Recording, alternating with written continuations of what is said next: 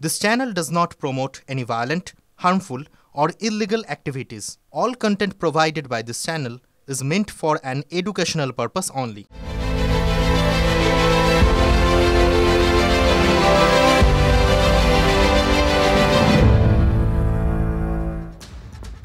কাজেই তো মুক্তি, আর সেই মুক্তির কথাই বলেছিলেন ধনঞ্জয়। ওই যে গল্প হলেও সত্যির নায়ক রবি ঘোষ।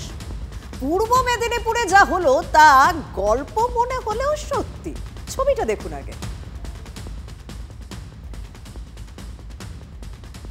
ছুটি না পেয়ে পঞ্চায়েত দপ্তরে শ্রাদ্ধানুষ্ঠান। কাকার শ্রাদ্ধানুষ্ঠান সারলেন ভাইপো, এমনটাও হয় নাকি?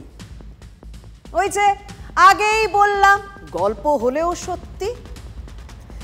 পূর্ব মেদিনীপুরের বাধিয়া গ্রাম পঞ্চায়েতের এক্সিকিউটিভ অ্যাসিস্ট্যান্ট চিন্ময় শীল অভিযোগ, আবেদন করেও বিডিও অফিস থেকে ছুটি পাননি। আর কি, তাই রীতিমতো পুরোহিত এনে নিজের কর্মস্থলেই কাকার শ্রাদ্ধ করলেন ভাইপো চিন্ময় শীল। আর ছুটি না পেয়ে ছুরির কোপ। বৃহস্পতিবার এমন ঘটনা ঘটেছে নিউ টাউনে, সেই ছবিও আপনাদেরকে দেখিয়েছি। এবার পূর্ব মেদিনীপুরের রামনগরে বিডিওর প্রতিক্রিয়া অবশ্য পাওয়া যায়নি, তবে পঞ্চায়েত সমিতির সভাপতি বলছেন সবটাই মিথ্যা। আর নাটকের কথা যদি বলতে হয় তা তো এখন টলিউডেও চলছে। শুটিং ফ্লোরে নাটক চলছে, এতে আর আশ্চর্য কি? চিত্রনাট্য মানে নাটক। নতুন করে যে অচলাবস্থার দিকে টলিউড যাচ্ছে তা পরিকল্পিত চিত্রনাট্য কি? মানে এর পিছনে কি কোনো রকম ষড়যন্ত্র রয়েছে? সেই জায়গা থেকেই কি সংঘাতকে চরমে নিয়ে যাওয়া হচ্ছে? না, এইসব কথা কিন্তু ঠোঁট কাটা বলছে না। স্টুডিও পাড়ায় দাঁড়িয়ে সৌরভ বিশ্বাসী আজ এই অভিযোগ করলেন। ফেডারেশন সভাপতি এই অভিযোগ করলেন, রাজ্যের মন্ত্রী অরূপ বিশ্বাসের ভাই এই অভিযোগ করলেন। পরিকল্পিত ষড়যন্ত্র।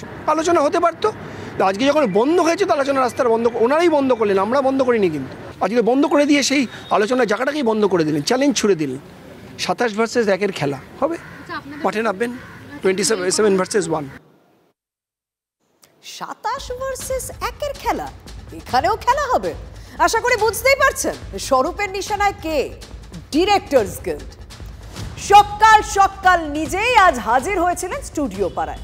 সংঘাতের গভীরতায় কি মেপে এলেন ফেডারেশন সভাপতি?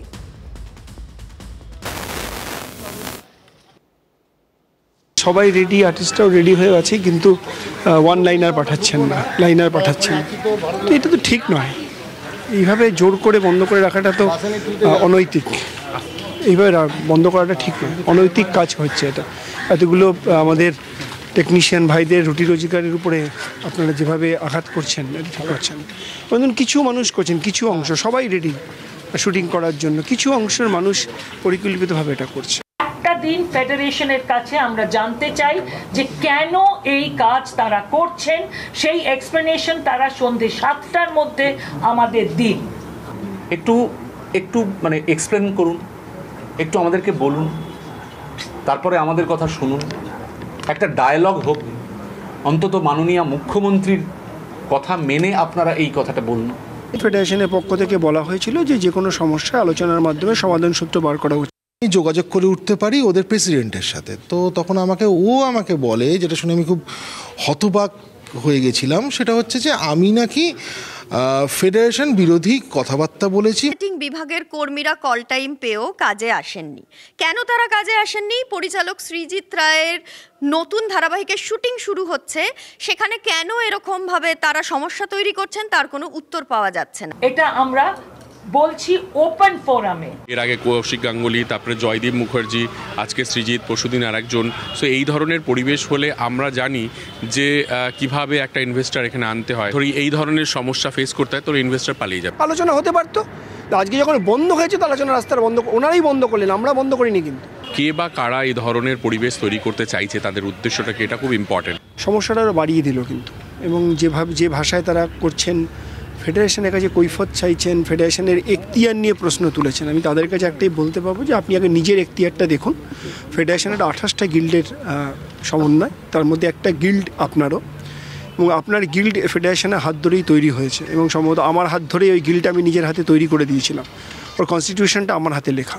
অরূপ বিশ্বাস বৈঠক ডাকার পরেও যদি কেউ বলে থাকেন কাজ বন্ধ করব, সেটাও তো ঠিক নয়। আজকে যখন বন্ধ হয়েছে তো আলোচনা রাস্তার বন্ধ, ওনারাই বন্ধ করলেন, আমরা বন্ধ করিনি। কিন্তু this is the second time যে ডিরেক্টরস গিল্ডের পক্ষ থেকে ইচ্ছাকৃতভাবেই শুটিংকে স্তব্ধ করে দেওয়ার টালিগঞ্জ ইন্ডাস্ট্রির একটা পরিকল্পনা করা হয়েছিল।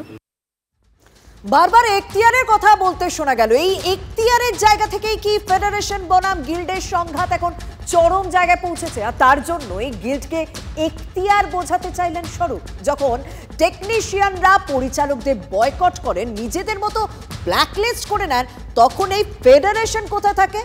স্বরূপের হুঁশিয়ারিতে একটা বিষয় কিন্তু পরিষ্কার হয়ে গেল, তিনি কিন্তু এই সংঘাতকে সপ্তমে চড়াতে চাইছেন। আর মাঝখান থেকে সংকটে কারা পড়ছেন জানেন? শিল্পীরা। সকালে জানালেন না শুটিং হবে, আসুন কল টাইমে। তার 2 ঘন্টা বাদে জানালেন না শুটিং হবে না, আসবেন না। তারপর বেরিয়ে গেলাম নিজের কাজে, অন্যান্য কাজে, পার্সোনাল কাজে। তারপরে আবার ফোন করে বললো না শুটিং হবে, চলে এসো। তখন আমি বললাম যে এক্ষুনি তো যেতে পারবো না, দেরি হবে। শুটিং যে হবে সেটা ফাইনাল লিখে আমাকে পাঠাও। ফাইনাল লিখে পাঠালো, এলাম। কোনোভাবেই কোনো কিছুর বিনিময়ে কাজটা বন্ধ রাখা আমার মনে হয় উচিত না। যেদিন আছি সেদিন পয়সা পাই, আর শুটিং না করলে সেদিন আর উপার্জন হয় না। সমস্ত কিছু রেডি, আর্টিস্টরা সে পুরো মেকআপ করে বসে আছেন, সব কিছু ইচ্ছাকৃতভাবে লেট করা হচ্ছে, ইচ্ছাকৃতভাবে কোনো জায়গায় লাইনার পাঠানো হচ্ছে না। এটা কিন্তু আমরা কঠোরভাবে দেখব।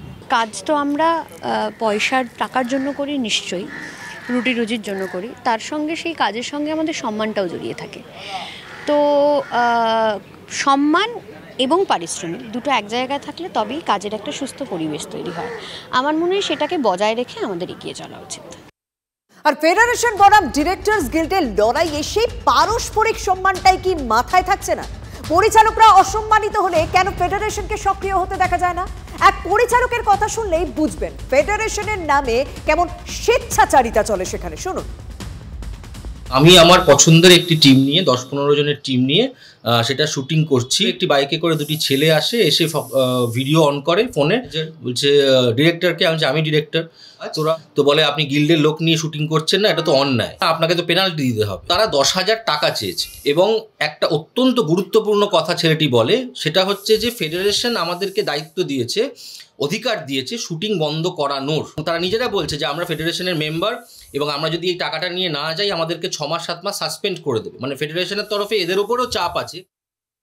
হরিপাড়ার এই জামাজলেও কিন্তু বিরোধীরা রাজনীতি খুঁজে পেয়েছে। অভিষেক বন্দ্যোপাধ্যায়ের আইনজীবী হচ্ছে পরিচালকদের আইনজীবী, যারা লড়াই করছে স্বরূপ বিশ্বাসের বিরুদ্ধে।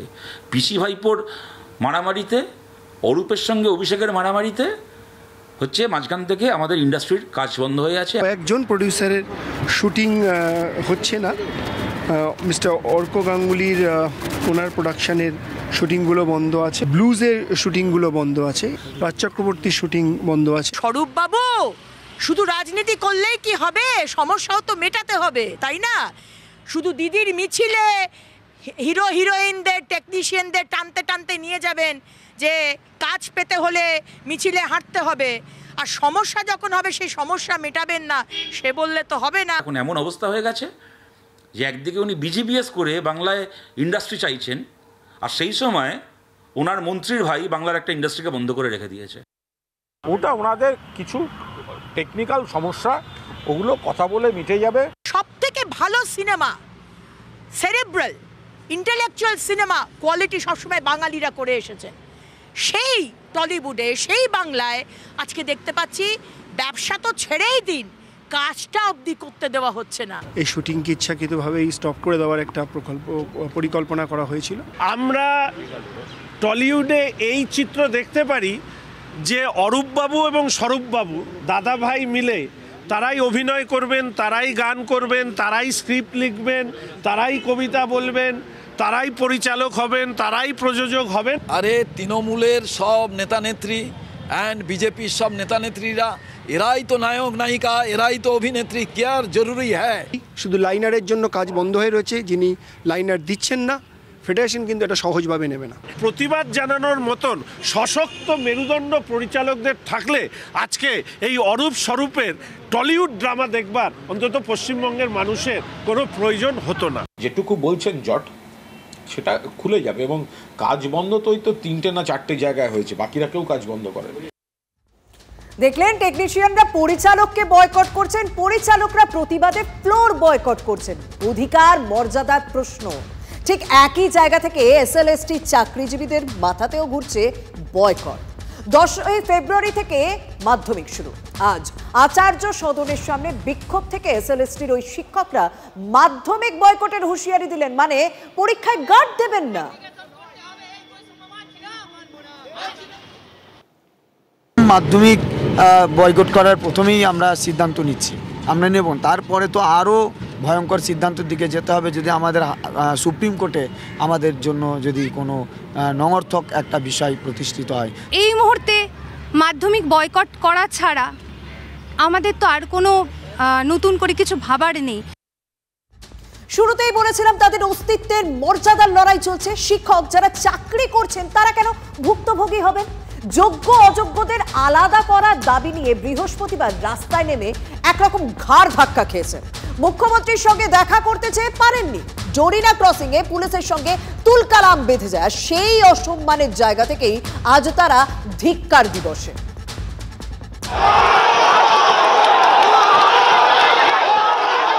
শিক্ষার বেনজির ছবি, কার্যত ঘাড় ধাক্কা খেতে হয়েছে শিক্ষকদের, যে ছবি দেশের লজ্জা বলেছেন পবিত্র সরকার।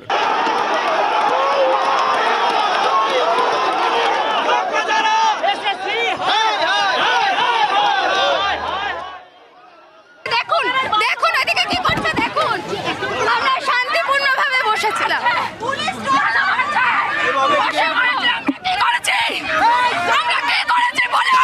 রীতিমতো হেজড়ি করে আমাদের জামা কাপড় ছেড়ে দিয়ে প্রিজন ভ্যানে তুলছে। কি করেছে আমাদের, কি অপরাধ? এটা একটা দেশের লজ্জা, এটা আমাদের রাজ্যের লজ্জা যে শিক্ষকরা পুলিশের কাছে ঘাড় ধাক্কা খাচ্ছে, লাঠি খাচ্ছে।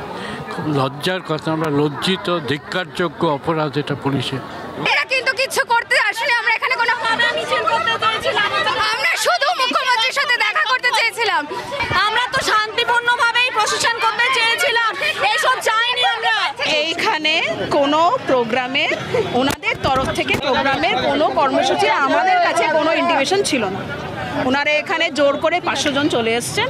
আমরা শিক্ষক, আমরা কোনো অস্ত্র নিয়ে পথে নামিনি, কিন্তু আমাদের অস্ত্র আমাদের কলম। তাদের তো থাকার কথা ছিল ক্লাসরুমে, কিন্তু তাদের চাকরিগুলো মমতা ব্যানার্জি খেয়েছেন। তার সঙ্গে দেখা করার উদ্দেশ্যই ছিল আমরা যে খারাপ পরিস্থিতির মধ্যে পড়েছি সেটা তাকে জানানো।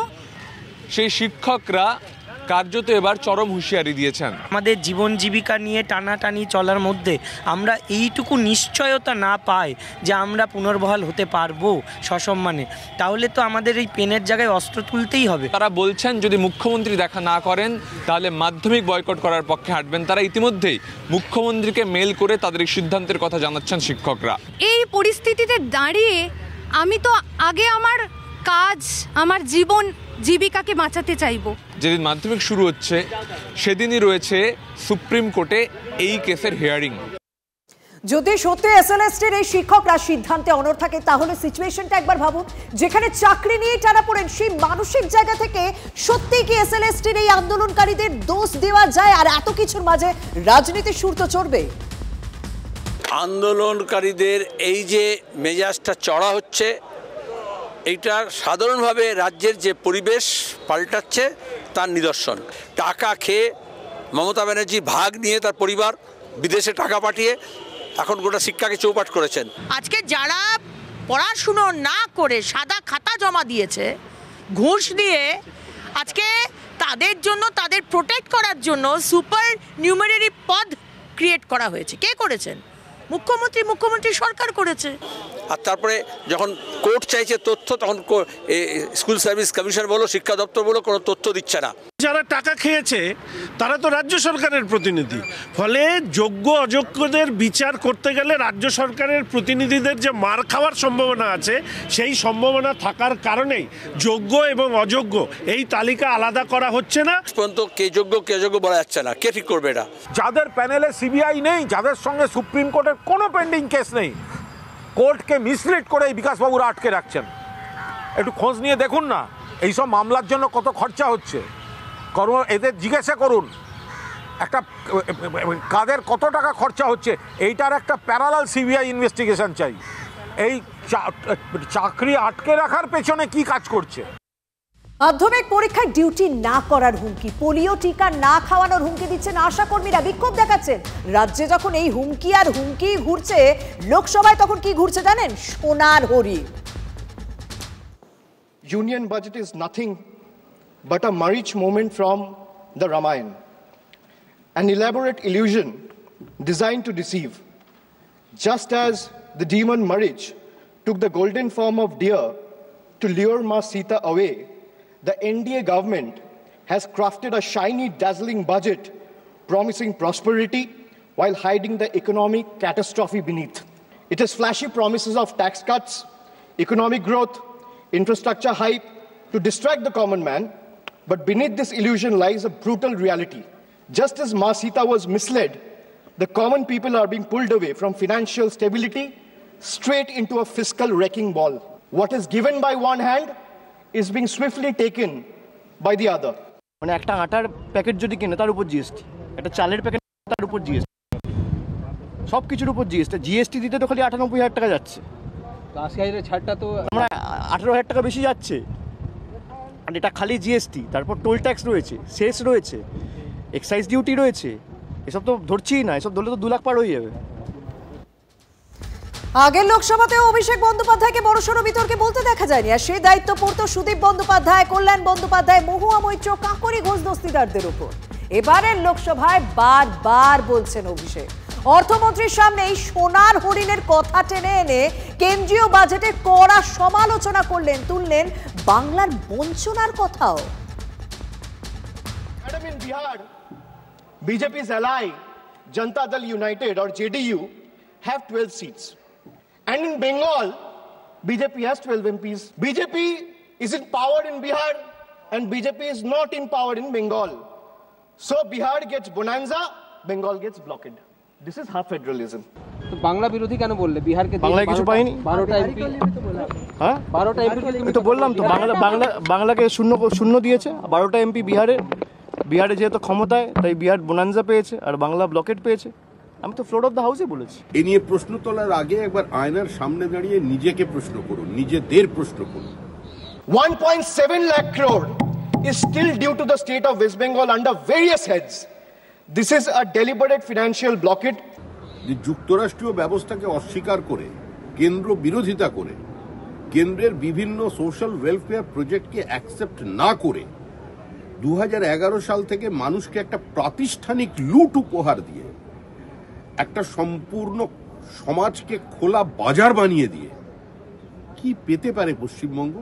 West Bengal spending due on Manrega to the tune of 7,000 crore still remains unpaid, depriving 59 lakh poor workers. The state has launched Karmashri scheme for providing employment opportunities to job card holders, paying 51 lakh workers from its own funds. The central government has not cleared 8,140 crores in housing dues for rural Bengal under Pradhan Mantri Awas Yojana, depriving 12 lakh beneficiaries. আজকে পশ্চিমবঙ্গের এই করুণ অর্থনৈতিক দুরবস্থার কারণ হচ্ছে তৃণমূল কংগ্রেস। সোনার হরিণ থেকে এবার সোনার বাংলার দিকে নজর রাখে। তবু জানি না যে বাংলাদেশের জাতীয় সঙ্গীতে এই সোনার বাংলা কথাটাও বা কতদিন থাকবে। আগে এই বাংলাদেশের নামটা বললেও একটা ভালো লাগা কাজ করতো, ভালোবাসা কাজ করতো, আর এখন লজ্জা হয়। বিশ্বাস করুন, কথাটা বলতে খারাপ লাগে ঠিকই, কিন্তু আর কি বলবো, যা দেখছি সেখানে দিনের পর দিন, তারপরও আর কি করে ভালো লাগে বলবো, ভালোবাসা জাগে বলবো। কি হাল হয়েছে দেশটা, জ্বলছে, পুড়ছে, নৈরাজ্যের আগুনে পুড়ছে। সরকার তো আছে, কিন্তু অন্তর্বর্তী সরকার রয়েছে, কিন্তু তাদের কাজ বোধ হয় তারাই জানে।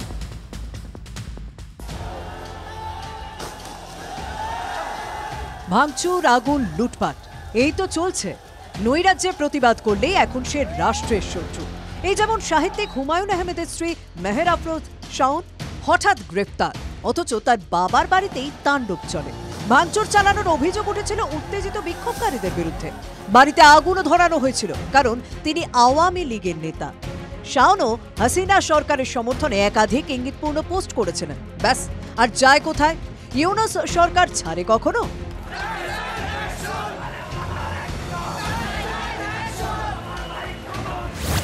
রাষ্ট্রদ্রোহিতার অভিযোগেই গ্রেপ্তার সে দেশের আরও এক অভিনেত্রী সোহানা সাবাও। ধানমন্ডি থেকে অভিনেত্রীকে ধরা হয় কারণ তিনি বঙ্গবন্ধুর বাড়ি ভেঙে ফেলার প্রতিবাদ করেছিলেন। যারা ইতিহাস ভেঙে গুড়িয়ে দিল বুক ফুলিয়ে তাদের ছাড়, আর ধরা হচ্ছে তাদের যারা প্রতিবাদ করছে। এই তো এখন বাংলাদেশ। দুই অভিনেত্রীর গ্রেপ্তারের রেশ কিন্তু ছড়িয়েছে আন্তর্জাতিক স্তরেও। সমালোচনার ঝড় ওঠে। তাই বোধহয় দিনের শেষে মুক্তি দেওয়া হয়েছে শাওন, সাবা দুজনকেই। কিন্তু তাতে কি আর মুখ বাঁচানো যায়? গোটা বিশ্ব এখন সাক্ষী বাংলাদেশের দুর্বৃত্ত রাজের। কি যুক্তি সাজাবেন ইউনূস এরপরও? পরিস্থিতি এখন কার্যত হাতের বাইরে। এটা এখন দিনের আলোর মতো স্পষ্ট। ভারত এখন তাদের চোখে শত্রু, আর বন্ধু কারা? পাকিস্তান। আইএসআই এর হত্যাকর্তারা যখন ইচ্ছে সফর করছেন বাংলাদেশে, তাদের রেড কার্পেটে স্বাগত জানানো হচ্ছে। ফলটা গোটা বিশ্ব দেখছে। ইতিহাস ভুলতে চায় বাংলাদেশ। এরপর নিজেদের ভবিষ্যৎটা ভেবে দেখেছে কি তারা? ঘরেই তারা আগুন জ্বালিয়েছে, তাতে তো পুরো ছাই হচ্ছে গোটা বাংলাদেশ। এটা বুঝতে আর কত সময় লাগবে? অভিযোগ উঠছে বঙ্গবন্ধুর ধানমন্ডির বাড়িতে হামলার নেপথ্যে রয়েছে একাধিক জঙ্গি সংগঠন। আল কায়দা, আনসার ইসলাম, হিজবুত তাহরিরের মতো জঙ্গি গোষ্ঠী নাকি এর পিছনে রয়েছে। বঙ্গবন্ধুর ইতিহাস মুছতে কার্যত জঙ্গিদের খোলা ছুট ইউনূস প্রশাসনের। বাংলাদেশ আমাদের কাছে একটা কালচারাল হাব ছিল, আর আজকে হয়ে গেছে যে hub of criminals, hub of hooligans, তাতে পরিণত হয়েছে। এবং অপদার্থ ইউনূস সরকার বাংলাদেশকে শেষ করে দিচ্ছে। বাংলাদেশকে, বাংলাদেশের অস্থিরতাকে ভারত বিরোধী কোনো আন্তর্জাতিক শক্তি তাদের মঞ্চ হিসেবে ব্যবহার করছে। একটা বাড়ি বা একটা কোথাও কোনো স্থাবর কিছু জিনিসে ধ্বংস করতে পারে কিছু দুষ্কৃতী, কিন্তু ইতিহাস তো মুছে ফেলা যায় না। এখন ঘরে বাইরে কার্যত সমালোচনার মুখে বাংলাদেশ। মুজিবের বাড়ি ধ্বংস করা নিয়ে দায়সারা বিবৃতি দিয়েছে ইউনূস সরকার। ভাঙচুরের দায় শেখ হাসিনার উপরেই চাপাতে তারা ব্যস্ত। এখন তাদের বক্তব্য, হাসিনার উস্কানিমূলক বক্তব্যের কারণেই জনগণের মধ্যে ক্ষোভ তৈরি হয়েছে, যার বহিঃপ্রকাশ ঘটেছে এভাবে। সত্যি এই না হলে কুযুক্তির জাল, কিন্তু শাক দিয়ে কি আর মাছ ঢাকা যায়? ধানমন্ডিতে হামলা নিয়ে ইতিমধ্যে বিবৃতি জারি করেছে ভারত। বঙ্গবন্ধুর বাড়ি যেভাবে ভাঙা হয়েছে তার তীব্র নিন্দা করা হয়েছে এবং এও বুঝিয়ে দেওয়া হয়েছে হাসিনার বাক স্বাধীনতায় হস্তক্ষেপের প্রশ্নই নেই। করা অথচ একই সঙ্গে সংযত বার্তা ভারতের। যা চলছে এই মুহূর্তে বাংলাদেশে, তা নিয়ে প্রতি মুহূর্তে ভারত যে নজর রাখছে সেই বার্তাও স্পষ্ট করে দেওয়া হলো ভারতের তরফ থেকে। একই সঙ্গে বাংলাদেশের ভূখণ্ডকে যেভাবে পাকিস্তান ব্যবহার করতে চাইছে, যেভাবে পাকিস্তান চাইছে যে ভারতের সঙ্গে ঢাকার যাবতীয় যোগাযোগ বিচ্ছিন্ন হয়ে যাক, সেই ট্র্যাপেও যে ভারত পা দেবে না, তাও ভারতের সংযত বিবৃতি থেকেই সম্পূর্ণভাবে স্পষ্ট হয়ে গেল।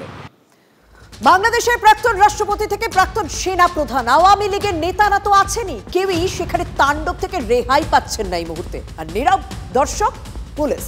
তাদেরকে বলাই আছে এই হামলাকারীদের গায়ে যেন হাত না পড়ে, তাদের যেন খোলা ময়দান দেওয়া হয়, নইলে এই জিনিস কি করে হতে পারে কোনো দেশে?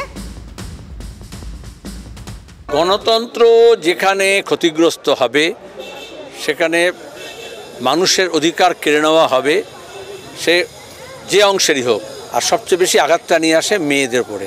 ৭১ ইতিহাসকে ভুলিয়ে দেওয়ার চেষ্টা করছে, তবে এই ধরনের ভাঙচুর করে কোনো ইতিহাসকে ভুলিয়ে দেওয়া যায় না, কারণ মানুষের মনে ইতিহাস গাঁথা হয়ে গিয়েছে। আমি একজন প্রতিবেশী রাষ্ট্রের একজন নাগরিক হিসাবে আমিও দাবি তুলব, বাংলাদেশে যত দ্রুত নির্বাচন হবে তত বাংলাদেশে এই যে অস্থিরতাটাকে তত দ্রুত শেষ হবে। প্রশ্ন তো এখন একটাই, নির্বাচন কি হতে দেবেন মোহাম্মদ ইউনূস? মৌলবাদীদের তাণ্ডব তার জামানারই ফসল, তিনি দায় এড়াবেন কিভাবে? এত কিছু ঘটে যাওয়ার পরও, লাগাতার ধ্বংসলীলার পরও একটা দায় সারা গোছের বার্তা তার অন্তর্বর্তী সরকার দিয়েছে।